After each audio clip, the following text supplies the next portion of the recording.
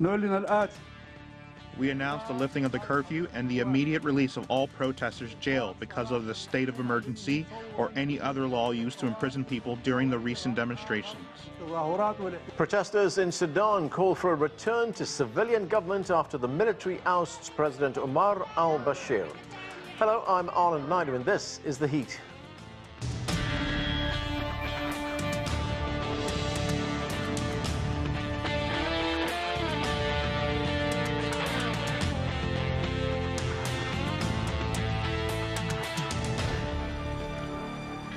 At least 16 people were killed and 20 wounded in demonstrations over the past few days in Sudan.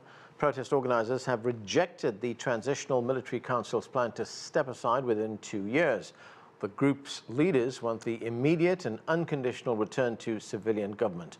We get more now from CGTN's Adel El-Mahrouky. After 4 months of continuous protests, the Sudanese military has ousted President Omar al-Bashir, ending his 3 decades in office.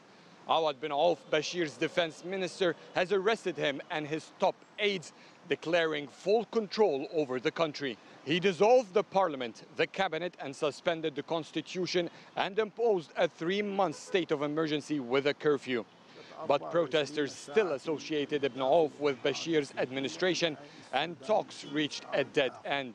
Protests continued and turned deadly in the past few days. By Friday, Ibn Auf has stepped down, sacked by the Transitional Military Council with top military and security aides, in a reshuffle that included the intelligence chief and the country's ambassador to the United States.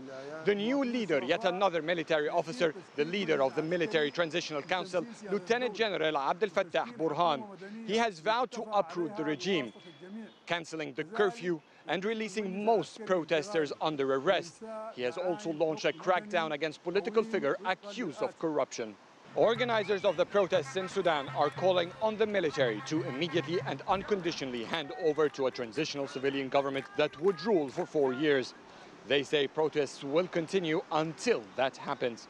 Sudan's political restructuring has attracted international attention. UAE, Saudi Arabia and Egypt have expressed support to the Military Transitional Council, while the US, Britain and EU are calling for a civilian-led transition. China has expressed confidence in Sudan's ability to deal with its internal affairs, while also offering assurances that it will continue to maintain its friendly relations with the nation, no matter how the political situation develops. Adel, al-Mahrouky, CGTN, Cairo.